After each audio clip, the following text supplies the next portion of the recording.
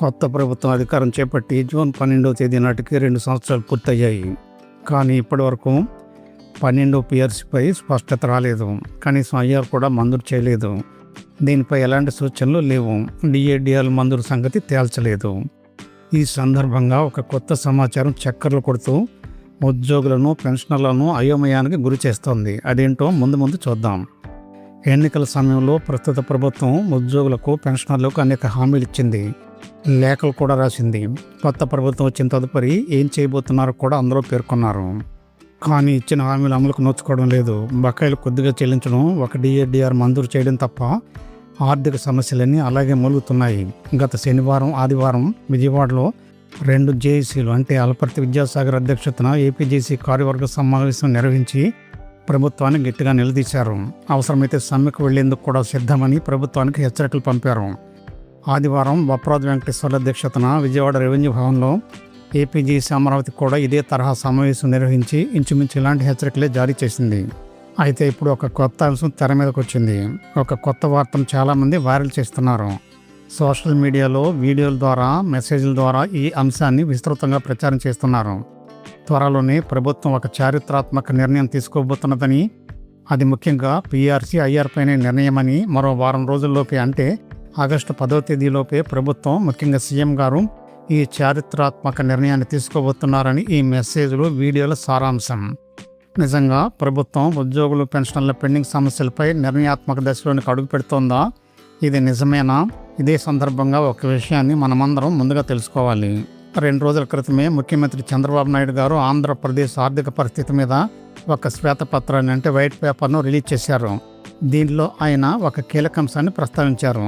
రాష్ట్రానికి వచ్చే ఆదాయంలో సుమారు 96% హ్యూమన్ రిసోర్స్ ఎక్స్పెండిచర్ ఖర్చులకి వెళుతోందని వెల్లడించారు. మరో విధంగా చెప్పుకోవాలంటే HR expenditure. Human resource expenditure అంటే ప్రధానంగా జీతాలు, పెన్షన్లు, ఇతర మానవ వనరుల ఖర్చులని అర్థం. నేరుగా జీతాలు, పెన్షన్లు అని ప్రస్తావించకపోయినా దాని అర్థం ఇంచుమించు అదే. ఈ వైట్ పేపర్లో రాష్ట్ర ఆర్థిక పరిస్థితి ఎంత ఒత్తిడిలో ఉందో తెలియజేసేందుకే ఆయన ఈ వైట్ పేపర్ను రిలీజ్ చేశారు. దీని అర్థం హ్యూమన్ రిసోర్స్ ఖర్చు అంటే పరోక్షంగా ఇతర ఖర్చులతో కలిపి ఉద్యోగులపై అయ్యే ఖర్చు పెరగడం వల్ల అభివృద్ధి పనులకు, మౌలిక వసతుల ఖర్చులకు చేసే అవకాశం సన్నగిల్లుతోందని మనం అర్థం చేసుకోవచ్చు. ఇది నిజంగా ఉద్యోగుల జీతాల సమస్యనా, లేక రాష్ట్ర ఆదాయం పెరగకపోవడం, ఆర్థిక నిర్వహణలో లోపాల ఫలితమా? ఎందుకంటే ఉద్యోగులకు చెల్లించే జీతాలు, పెన్షన్లు ప్రభుత్వానికి తప్పనిసరి బాధ్యత. కాబట్టి అసలు చర్చ ఉద్యోగులు, పెన్షన్ల జీతాలు, పెన్షన్ల గురించి కాదు. రాష్ట్ర ఆదాయాన్ని ఎలా పెంచాలి, రోజువారీ ఖర్చులను ఎలా నియంత్రించాలి, అభివృద్ధి పనులకు ఎక్కువ నిధులు ఎలా కేటాయించాలి, వీటిపైనే ప్రధానంగా ఈ వైట్ పేపర్ ఆధారపడి ఉంది.